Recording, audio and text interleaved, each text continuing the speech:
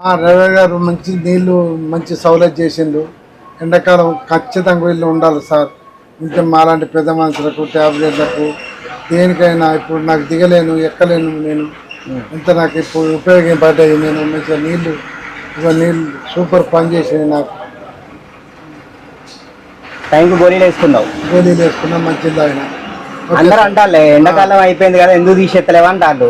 మీలాంటి పెద్ద మనుషులకు చిన్న పిల్లగాళ్ళు ఏడితే అవసరం పడుతుంది కదా, అదా మరి ఉంచాలి. ఎవరు సాయం చేస్తారు? సాయం చేస్తారు. అదే నాకు దూపు అవుతుంది, ఎవరు ఇవ్వాలి?